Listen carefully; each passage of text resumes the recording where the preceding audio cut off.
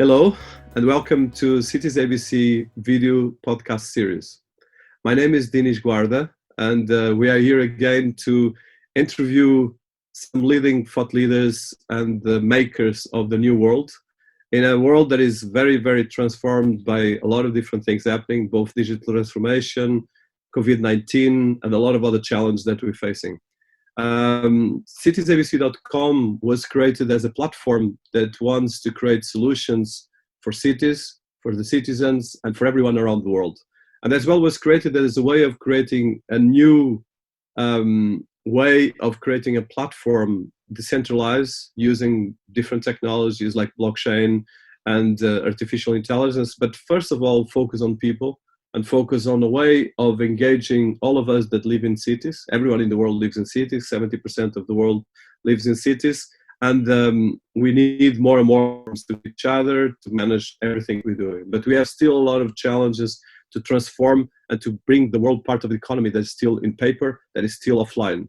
And during this series of interviews, we've been actually profiling some of the world leading personalities in different areas of technology, in different areas of business, in different areas of politics, and different areas of even academic world. Today we have someone with us that I deeply respect, and actually we've been engaging for a long time in digital. Helen Yu. She's the Chief Customer Officer for Showpad, but as well as the world leading sales enablement. That is a world sales enablement company, and she's the CEO and founder of Tigon Advisory. Mr. Yu has helped startups and technology founders and accelerate growth through CXO, which is customer experience, and as a service offering. And she's been leading multi-billion-dollar revenue growth for Fortune 500 companies, including Oracle, Adobe, and Marketo. And she was dubbed as well as a top global influencer in digital transformation by IBM, top 35 women in finance by Onalytica, the global top 10 marketing thought leadership, and the global top 5 startup thought leader by Thinkers for Under 60. And as well as someone that I like because of her kindness and the way she focuses in the communication, in the relationships. And it's an honor to have you here, Ellen. Wonderful to have you here. Hi, Dinis. Likewise, it's such an honor to be meeting you and also have an opportunity to share thoughts today.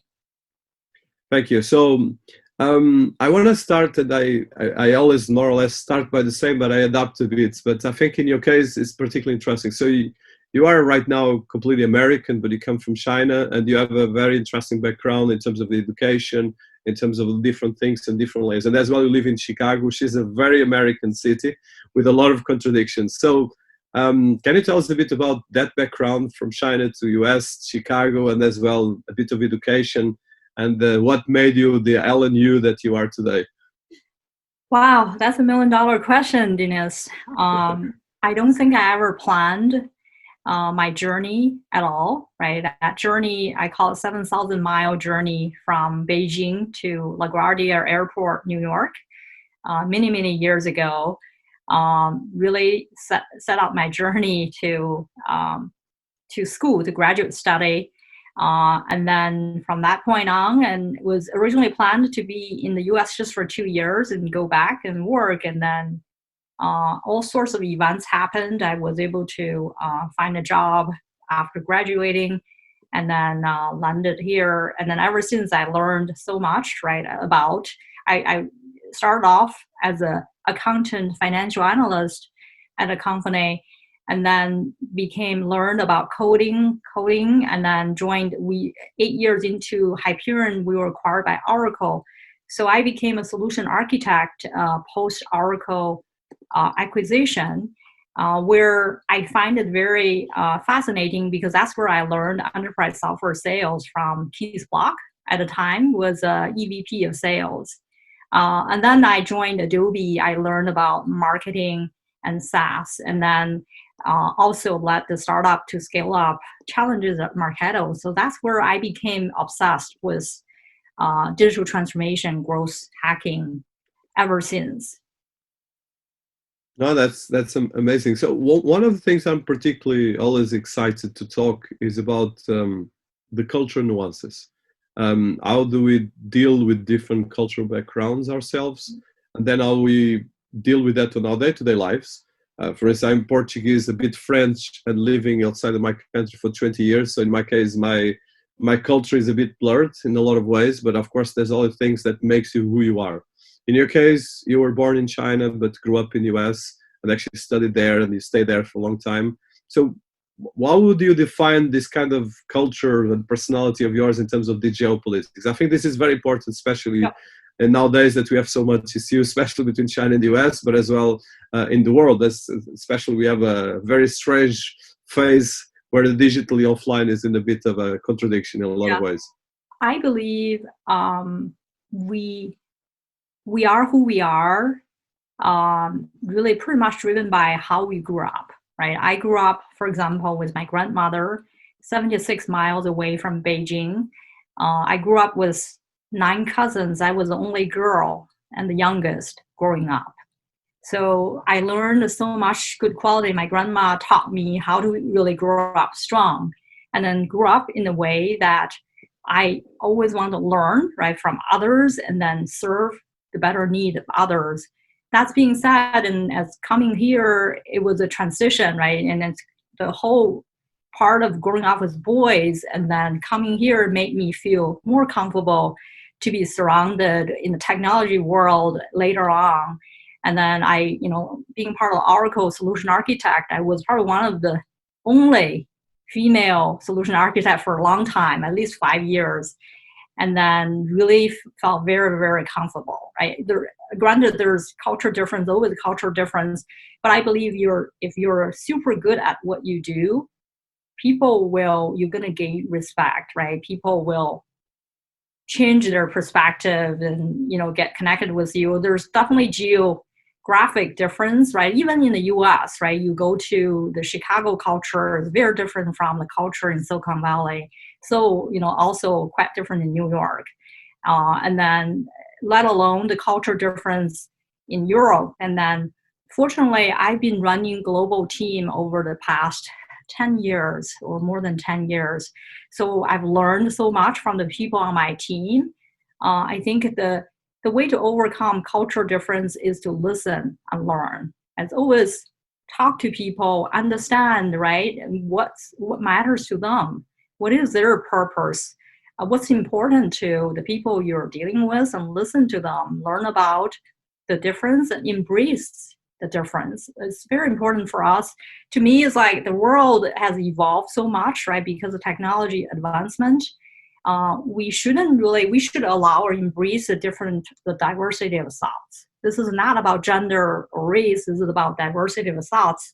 And we should embrace the differences, different opinions people have, and then really listen to them and understand why they have that sort of opinion. You don't have to agree with each other, but at least you should let other people to express their different opinions and understand why. That's all, right? It matters. And then if we can all do that, this is ties to digital transformation. The 3 key barriers for digital transformation, number one, culture, right? It is a culture of collaboration, culture of sharing. Most of the time, organizations fail when it comes to digital transformation. It's not because of technology, it's because they don't have the culture of collaboration, culture of sharing, culture of understanding the diversity of thoughts. So that's really so critical for people to embrace diversity of thoughts. That's a very important thing in terms of the way you listen to other cultures, and especially the way you have to learn. And I think this is a very important thing nowadays. I think especially when we have so much noise around us because of technology, because of even right now the contention with COVID-19, but as well all the geopolitics or all the different movements. And I think over there in Chicago, things are even more sensitive. So, but one of the things that I like particularly in you is that one of the things that you've been focused is in the crossroads between tech and humanity.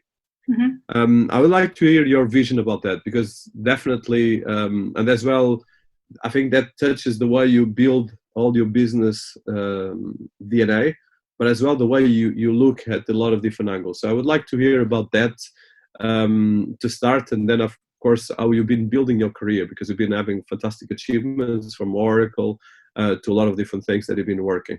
Yeah, sure. I believe growth thrives at the crossroad of tech and humanity, right? So technology really defeats the purpose if it does not serve the greater good of the society or solve the real problems. So that's why before organizations embrace any technology, they must embrace humanity first as an organization. So, the technology, obviously technology play a huge part of the role in digital transformation. However, technology does not live in the world by itself. Making technology and humanity mutually exclusive is like cutting off oxygen to a plant, right? The plant won't survive without oxygen, and neither technology if it is thought of exclusively. So in digital transformation, technology only contributes to 20% of the company success. 80% is about leading people to a more successful place through that effective change management. This is why understanding what motivates people to really thrive with that change is so critical to company's success.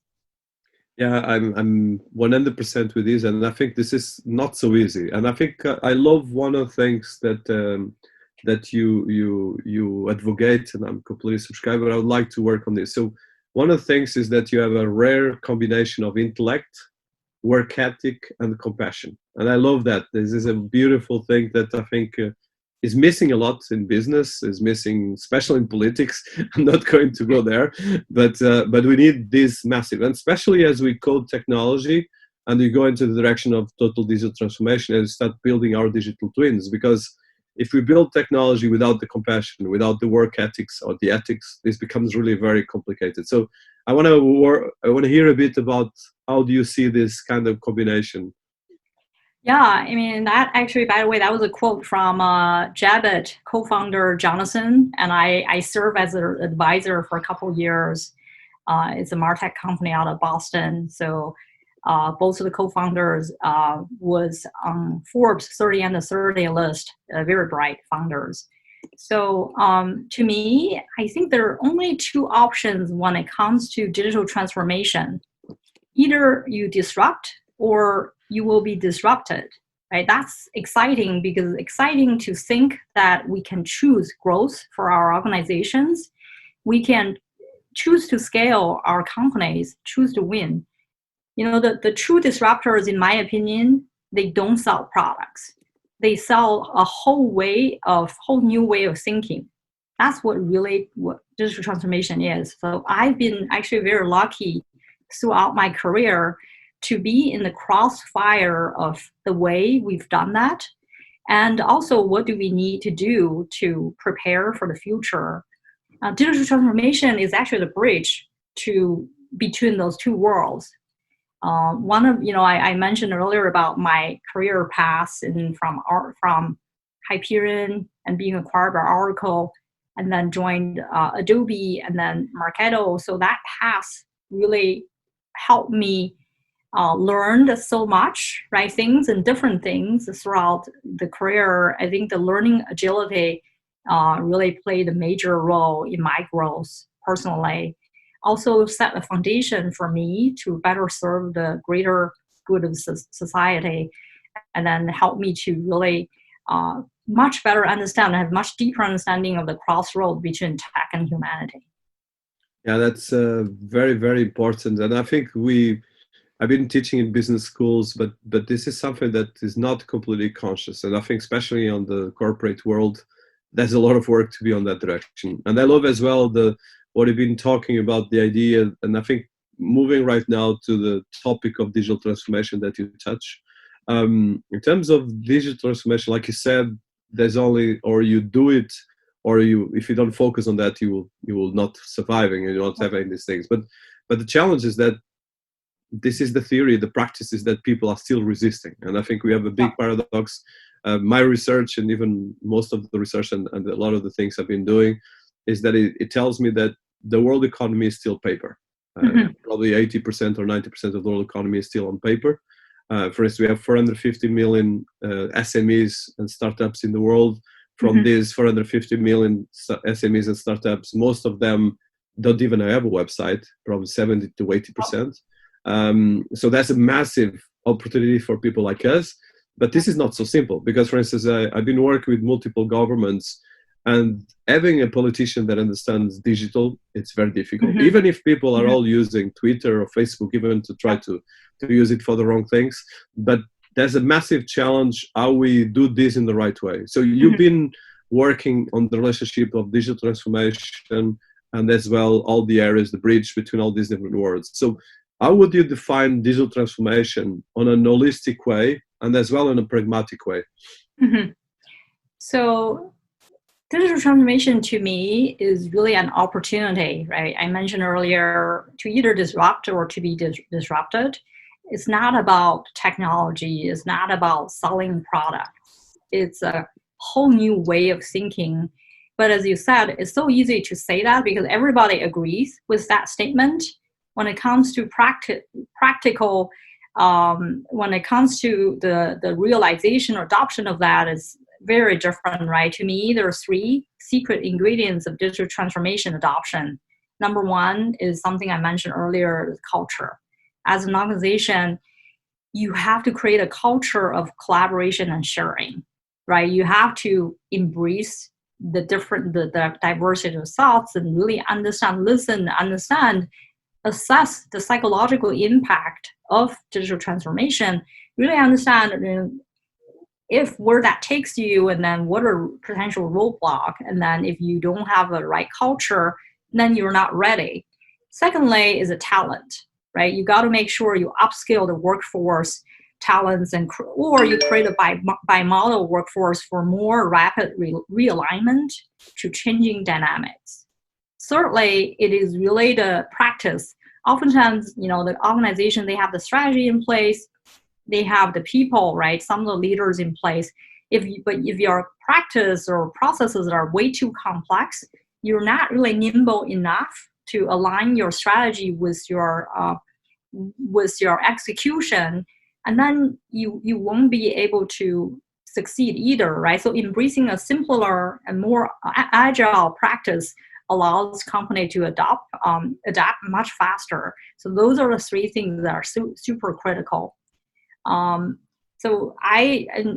If you ever look at my website, I talk about the startup. There are a lot of disconnects in the startups world that also applies to the larger organization, right? When it comes to growing company, digital transformation, there are 5 gaps, right? You oftentimes see. Number one is product market gap. Oftentimes the company, a lot of great concept there, as you turn an idea into a product, if market demand is not there, if that's not aligned with your product, and then you won't be able to progress, right, with your with where you want to be. And second thing is define minimum gap. All the founders in the startup world, they understand, define the variable minimum product. But my theory is, or I even took that in practice, is not about defining the minimal viable product. The key is to define the minimum viable repeatability. Doesn't matter, you can have the best product, but then if it cannot repeatably success in the marketplace, then you're not going far, right? That's why 90% of startups fail. The third gap I see is the voice of the customer gap. No matter what you build, if you don't listen to your customer, you don't talk to them, understand why they would like, what they like about your product, what they don't like about it, continue to innovate, then you won't go far either. And then the next one is measurement gap. You have to hold your team accountable. You have to set up the right expectation, really align, right, measure their success. And the fifth one is process gap. In order to do that, you got to have the process in place, ensure that the practice and processes are aligning your strategy with your execution.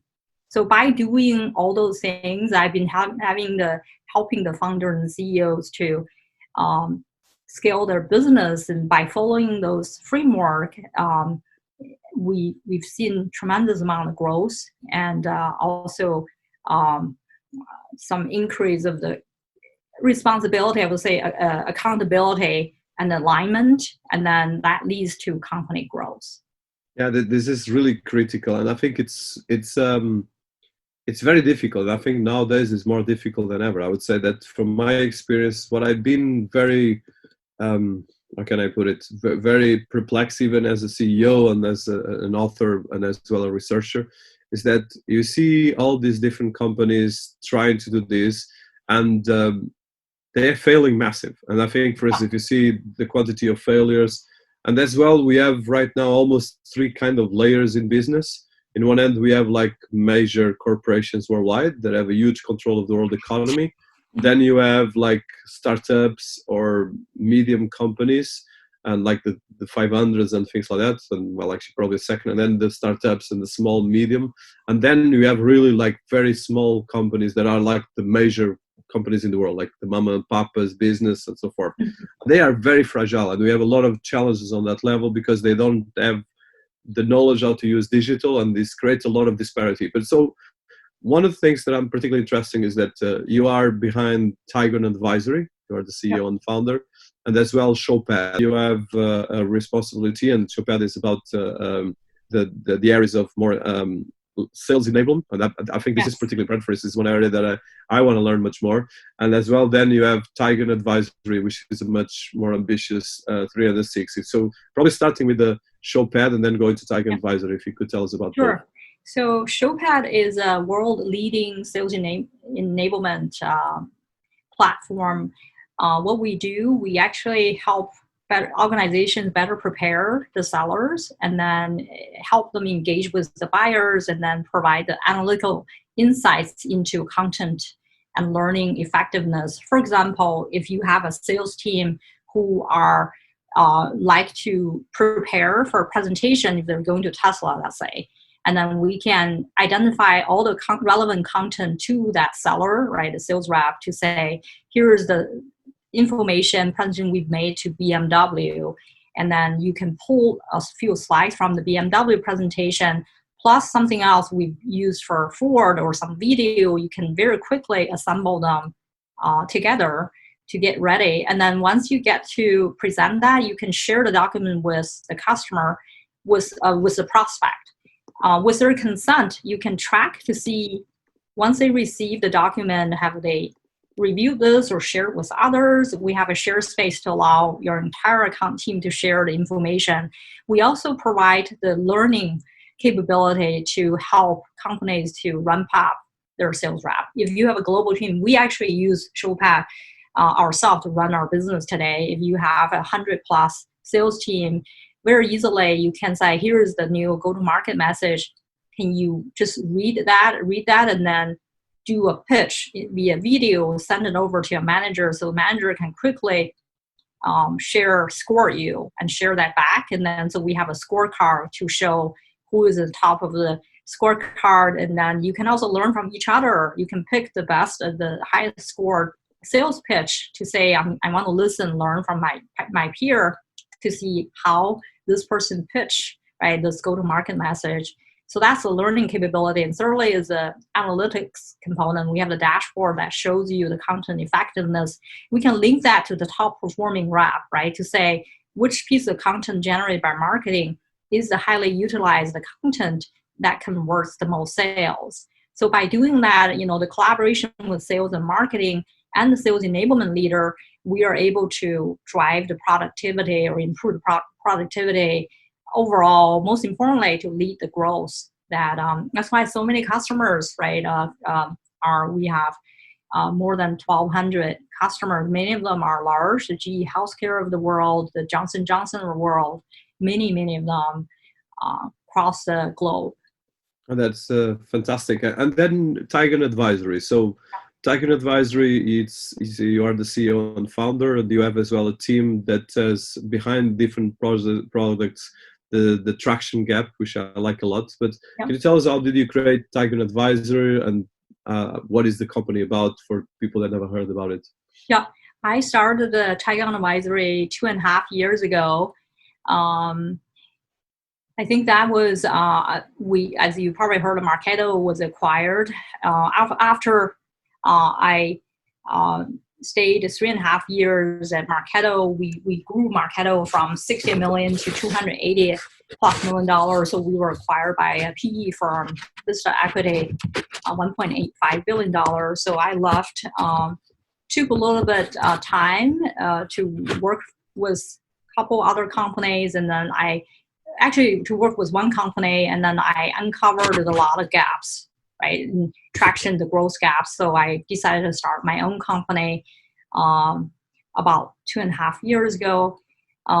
It's actually the reason I started because I realized a lot of startups cannot afford the full-time employee when it comes to C-suite executive, right? And early their growth, they really are in need of a CFO, CMO, or CRO, but they cannot afford hiring all 3 different roles in a given moment because of limited funding they could have early growth stage. So I realized there was a gap there, and then the intent of starting this company was to offer a affordable rate to allow startup founders to say, hey, I'm going to pay you a flat rate every month. And then sometimes I need a CMO. I bring them the CMO people with that skill set. And then 3 months later, they want a CRO instead. And then another 3 months, they need a CFO instead. So when I say CXO as a service, that's what I meant. So my company bring people in that C-suite caliber with different skill set to the company when they're in need. So they don't have to worry about, I'm going to go out spend. Sometimes it takes them 6 months to even find the right person in the caliber they need, and then they can't really afford, right? So we're doing all the groundwork for them, for companies, and then I have a very broad network, right? People who are not willing to take a full-time job, but they're super capable. They rather cherry pick a project or 2 throughout the year. So, there's a demand and supply, and then that's how I help the companies to do that. So that serves the needs from both ends, right? That's how this process started. That's actually how I joined the Showpad, because I served as a consultant or advisor to when they were in need to look for a head of services and support, and then they needed to expand that role. So they convinced me to stay as a full-time employee. So that's why, I still have the company, but right now I'm more refer people in my network to other companies who are in need. I also the second thing I do is also more influencing marketing, right? Some of the times I write, as you probably noticed, sometimes organizations wanted to elevate their brand. They want me to collaborate with me to write a blog about them. And then those are typically the paid service I offer as well. Very good. So in terms of the CXO, and I'm particularly interested in that area because it's an area that is critical. Like you touched, that if you don't have a customer relationships and the customer experience in the right way, most of the companies fail. And this is very difficult because, for instance, you have approach of companies that are very customer centric, and other companies that automate everything. And if you have for instance, the Apple experience, that is not actually a brand that actually has a very strong customer service, yep, but it has a good service that the customer experience is through the technology. So which is sometimes not very good if you have a problem with the technology, but I think they go through the norm, not through the exception. So how do you define the CXO and as well the customer experience and all this vertical and business development, especially in the technology world? And I know that it's one of your areas of expertise, but how do you suggest and how do you develop this approach towards this? Yeah. So in terms of the customer experience, we all know, right? That's one of the most fundamental area that every company wants to focus on. But when it comes to practice, I started off building customer journey. For example, at Showpad, we build a customer journey. When I say customer journey, is like when customer started evaluating you as a solution, and then they make an investment, right, phase, right? And then they adopting your solution, then they decide to expand. So as they go through those 4 phases, they have different expectation for their experience, right? What that would be. For example, when they evaluate a solution, you better be findable, right? Not only you need to make sure you create the awareness, the branding. Also, you want to make sure they find the company who what they stand for, right? For example, if you really stand for the humanity, some of the company want to work with people with that kind of mindset or that kind of diversity of thoughts. So it's so important for you to know who your target audience would be, right? Who are you?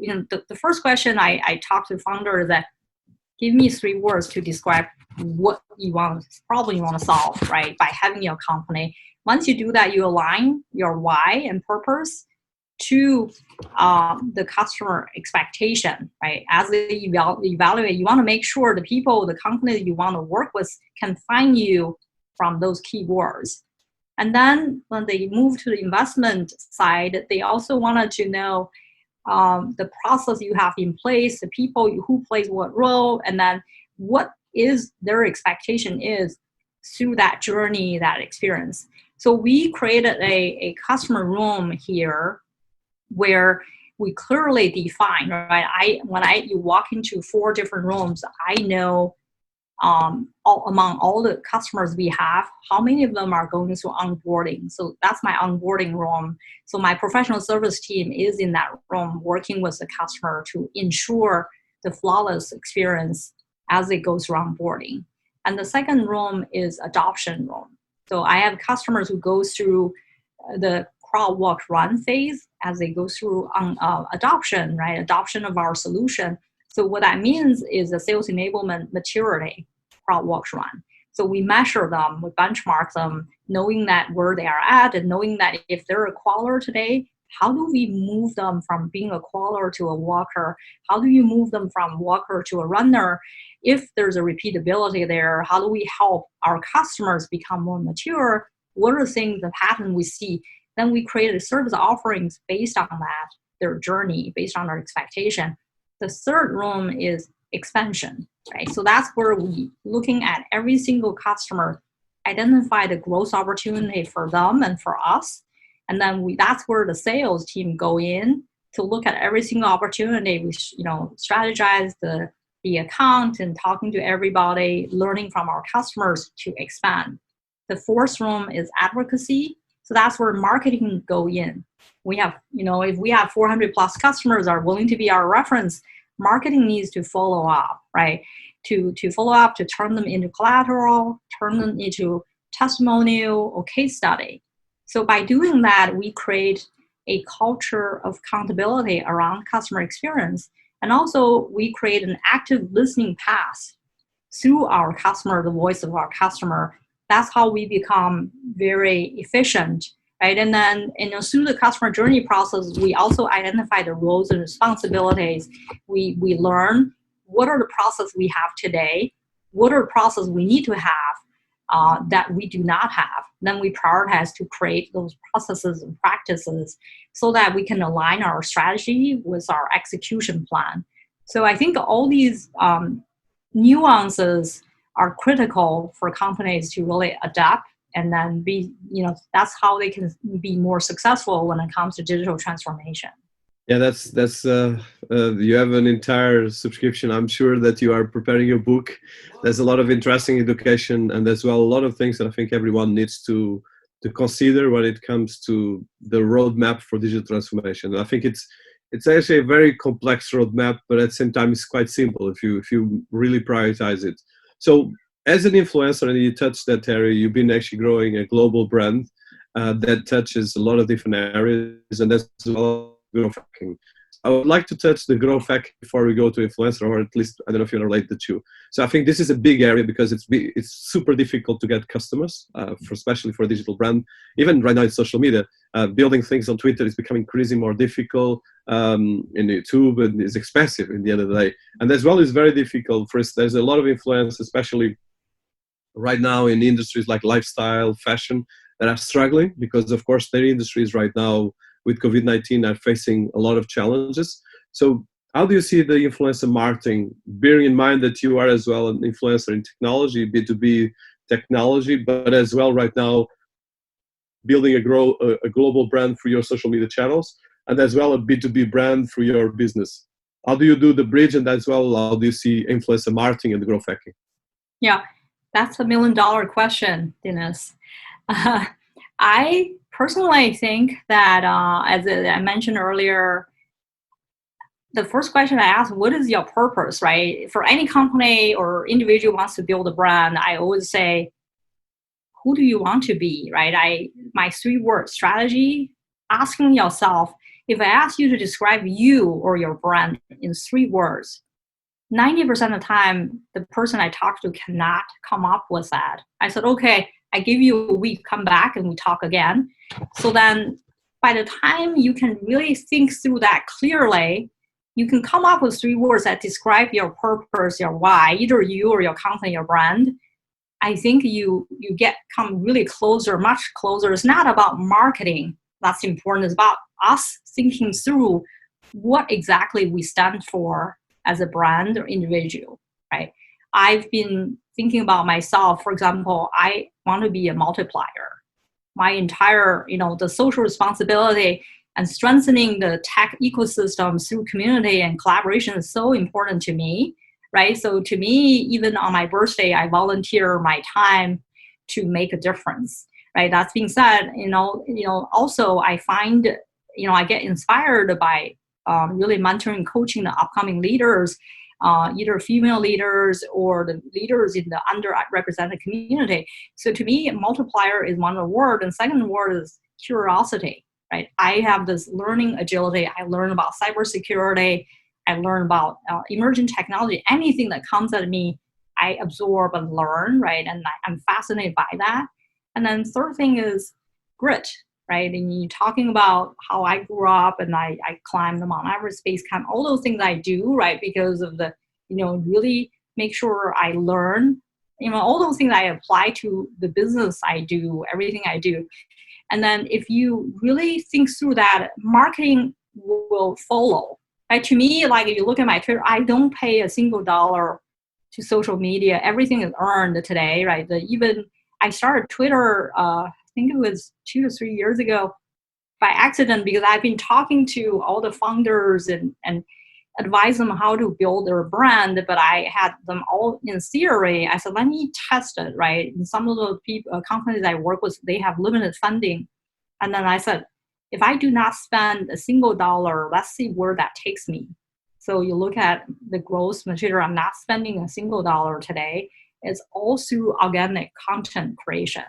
It's through, the target audience that I'm interested in connecting with or interacting with. And then that's all through being authentic, right? Generating or creating value for the audience that I'm interested in interacting with.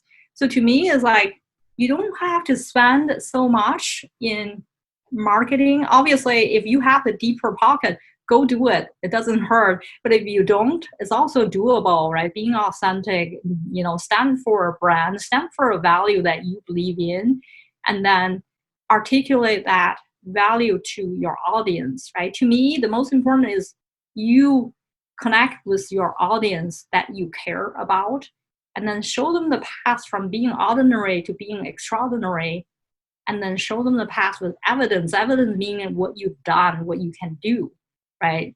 So to me, that's the most important. Once you really realize that, and then everything else is very simple. Marketing to me should be very authentic, right? It shouldn't be anything forced. It should be something, whatever you say in an advertising or whatever, that should be something you truly believe, you can articulate. Everybody in your company should live in that value and believe in that value, because that's when it comes. It's so critical, like Apple, right? Think differently. And that's when that big thing came out, it was wow, right? People really get inspired. And then you think about Disney making people happy. You think about Nike, just do it. So you can really associate, if you can associate something with the brand, that's a success of a brand, right? When that happens. To me, it's just associate with something you truly believe in and you live with that. And that's then connect with your audience. It's very inspiring, and I love to hear you, because it's I think one of the things, especially that I see as an influencer, is the passion that drives you and that sense of engagement. Because it's, of course, you might use different techniques to grow your social networks according to what you need. It depends. For us, you are a business leader, but you are as well doing social media. And I know that it's not easy, because social media is very demanding and it takes a lot of energy as well. Yes. So one of the things that I'm particularly interested in, you touched a bit that, but I want to go deeper, is the idea of personal branding. And as well, I think this is critical because, for instance, in our business, and as well in my career as in going for a lot of big corporations, some of the world leading organizations, actually, you see a lot of problems in terms of people understanding personal branding. Mm-hmm. And as well, the importance of digital transformation for their own brands, because for instance, you have CEOs of multibillion-dollar companies that don't know how to use social media at all. Mm-hmm. And worse, they don't even know how to understand. I had, for instance, literally $1 million. For instance, I remember that I was managing a $20 million budget of marketing with different people, and the management team had no clue. And this is a big thing that it seems like should not be possible anymore, but it's still very possible. So this point of digital transformation associated with marketing and as well with branding, especially with personal branding, is critical. And like you said, a startup that is not digital will struggle to get any visibility. But as well, this is actually still the common sense. A lot of, if I see even companies that got $10-20 million of funding, they have like 10 followers on Twitter or 100. And there's not anyone that really knows how to do that. So, of course, not all the different. How do you see this personal branding from the CEO or the C-level or even the employees and then the company? Because it's a big thing, and I know that it's part of the CXO experience, because you need to understand the channels and you need to engage with the channels that people have. But this is a very challenging thing. So how do you approach this? Probably more from the top level, of course, because there's not one case for everyone, but as well as a big problem for organizations. Yeah, you're right on, Dinis. A lot of companies, or especially traditional companies, they struggle, right, with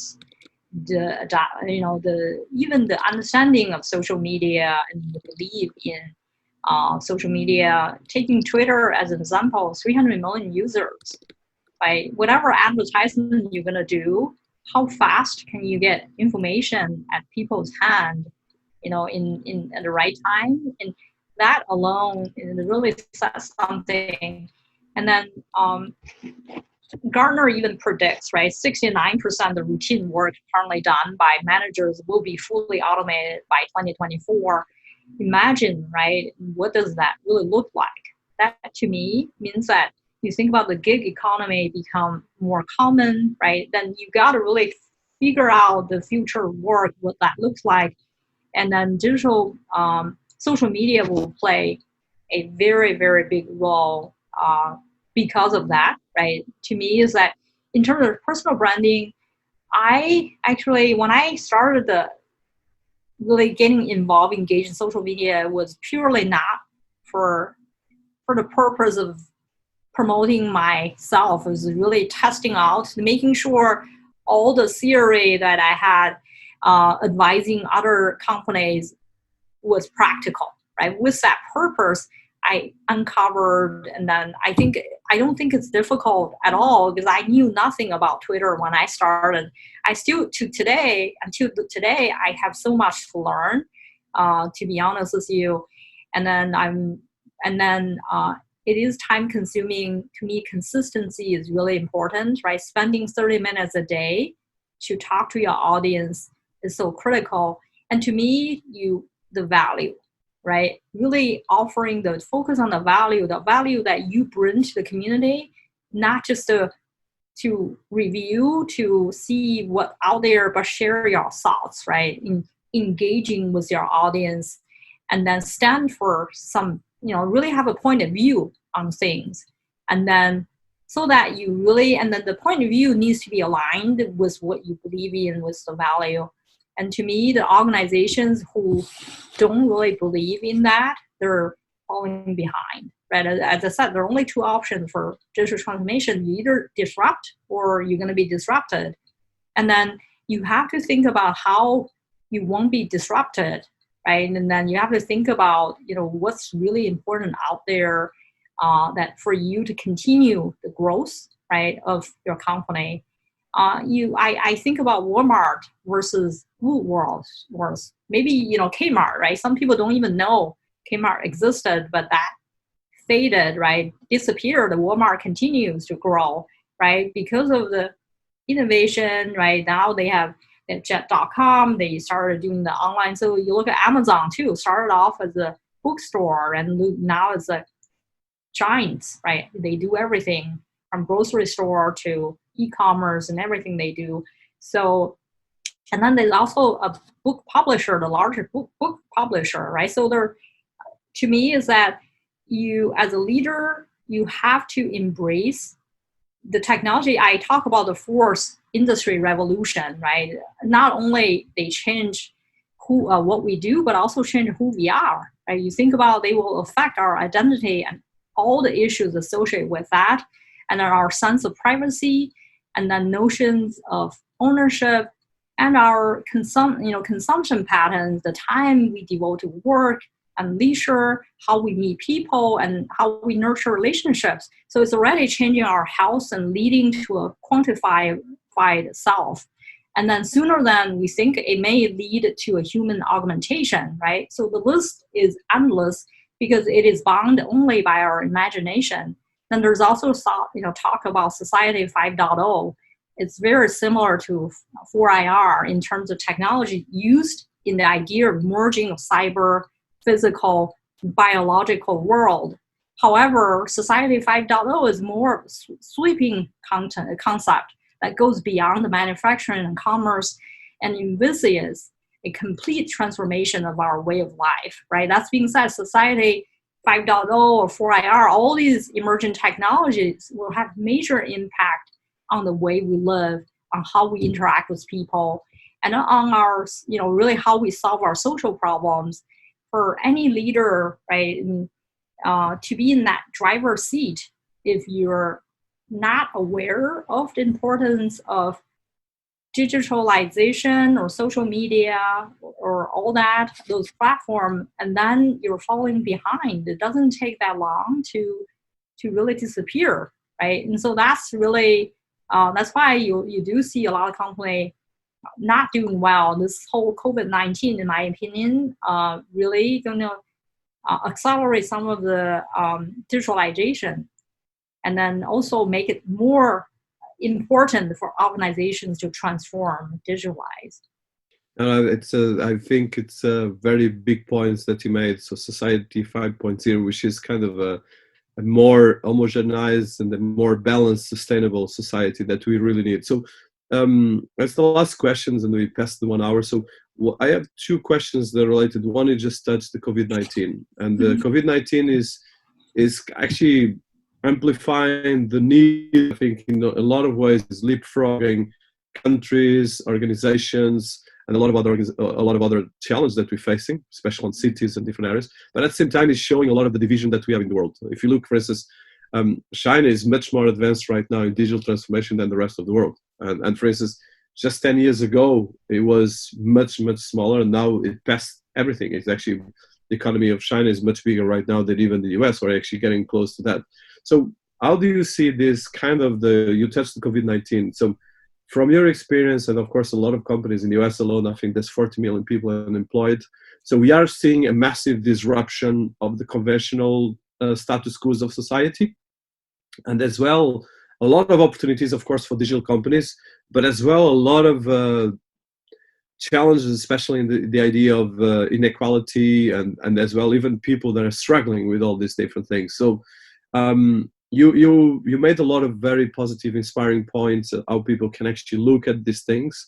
But how do you see this vision of a balance and actually a pause COVID-19, and especially being in Chicago, which is one of the epicenters of a lot of the conflicts of society as we have it right now? Mm-hmm. So that's a great question, Dinis. There are a couple of things, right? When I think about COVID-19, COVID-19 actually reminded us about Maslow's hierarchy of needs, right? And so health and safety are among our most basic needs, right? We have to address those before we can even think about others like career advancement or personal growth. So in my opinion, we as a world is not even ready to manage the basic needs, right? You look at, and then you look at education. Suddenly all the schools shut down, the kids have to do e-learning. The quality of e-learning is way different than in classroom learning, right? So that's really prompt a question. How do we continue to innovate, leverage the technology we have so that we're more ready for the next pandemic, right? We have. Second thought I have is that it should not be a zero-sum game, right? We shouldn't think that if the gain advanced technology in China would have negative impact on the US or vice versa. To me, the world needs to work with each other, regardless of geographic difference, regardless of political point of view. As if the world really get unified, work together, right, to continue to innovate beyond what we have today, the result is so much better, right? Because we want, in terms of the COVID, if we work together, regardless of the country and nationality, we can probably come up with vaccine on drug to cure that much faster than what we would have if we're just racing with each other. And then to me, that there are many technology emerged because of COVID-19, right, or in the trend. You think about online shopping and robot deliveries today probably can go much faster, and there's digital and contactless payment that emerged, and then the hybrid working environment. So I think that down the road, probably people can live anywhere to get work done. That's possible. That's more. And then there's distance learning, right? Talking about immersive education versus traditional lecture, so the kids can learn much better with that rather than have to be in classroom trained learning. There's also growing demand of telehealth, right? As a result of COVID, more online entertainment. And then there's also supply chain reform, right? Forced supply chain, the big data, cloud computing, Internet of Things, the blockchain are building a lot more resilient supply chain management today for future, and by enhancing the accuracy of data and encouraging data sharing. And then also 3D printing. I can't wait for us to 3D print a house, or 3D print a ventilator or mask, whatever we need, we can 3D print them. I can't wait for the day I can travel without bringing any luggage, and 3D print them once I arrive at a hotel, right? And then there's that robotic and drones, right? If we can maybe leverage robotic and drones to really help to policemen to enforce some of the laws, and then without any biased behavior, the world will be much better. And then there's 5G. The adoption of 5G will increase definitely our capability to really connect across the globe. So to me, there's downside of the COVID-19, there's absolutely upside as well, right, from technology advancement perspective. But we have to change our way of thinking as a humankind, right? We should not think about this is a country versus another one, the color of, people of color, whatever that is. We should really think about everything holistically and think about how can we advance as a humankind? How can we help each other to live a better life? And how can we really just leverage technology to solve the real problems rather than fight with each other?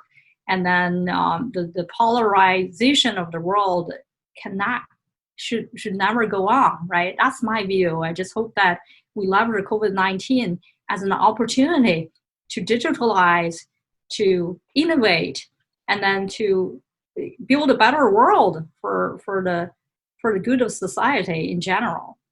A very humanistic experience, which I completely share, although it's very challenging as well. But as well, like you said, and I love that positive vision, is about persistence, is about all of us doing a bit to change things. So as a wrap up for the question, so you touch a lot of areas like, all the areas of human augmentation, which I think I love particularly, and the idea of well, 5G and artificial intelligence, and as well is one area that you offer cybersecurity. So I would like to listen to your overview in terms of some of the trends, besides the ones you mentioned, or the ones that you think are more interesting within the work and the research you've been doing, that you see about the present and the future, and as well with that positive message that you have.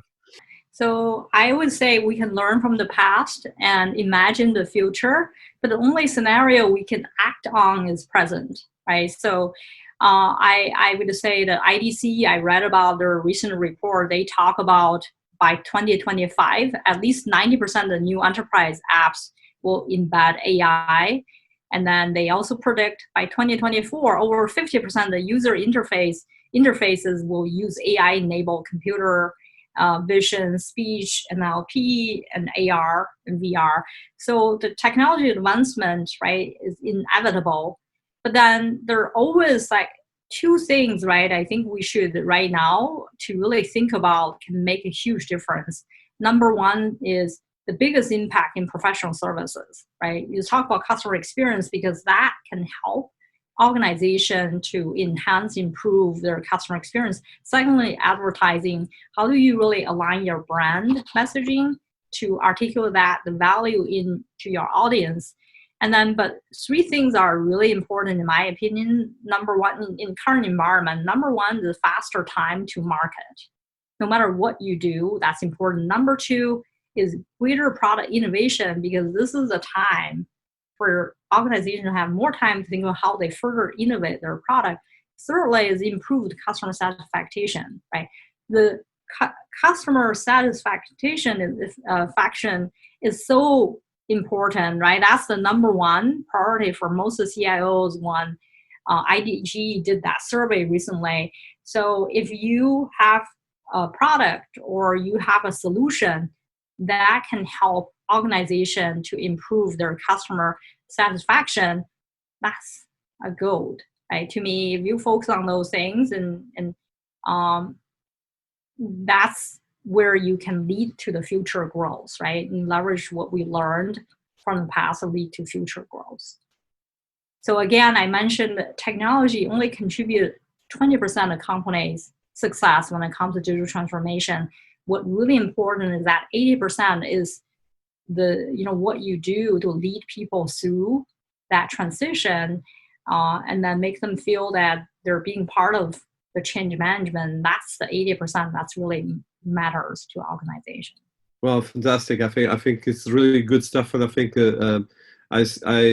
some of these things we can find a lot in your social media presence, as well on your blog, in your website, in different places. So where people can find you, and as a wrap up, and that's, well, I probably had 1 or 2 more hours to go, but I think we're passing 1 hour. I think it's a good point here, and I'm sure that will be much other follow-ups. So where can people find you besides tweet to know about where to find you and connect with you? Sure. I am, as you know, I love hiking, so they can find me if they go to these big mountains. Just kidding. So my Twitter handle is you, right? YU, Helen Yu. And then they can find me through LinkedIn, or I have a website, Tigon Advisory .com. They can also find me on Showpad, right? So I'm the Chief Customer Officer at Showpad. They can find me on the Showpad website as well. Thank you so much, Ellen. It's been a huge pleasure. There's a lot of insights, a lot of fantastic things about our society and technology, but as well a human vote of hope, and as well of finding a more positive way to look at everything we're doing. Thank you so much. Thank you, Dinis. It's such a pleasure. I'm also writing a book, so hopefully once ready, I'll share that with you in a few months. No, will be another conference for sure. Thank you so much. Have a wonderful rest of the evening. Take care. Okay, thank you. Bye. Bye.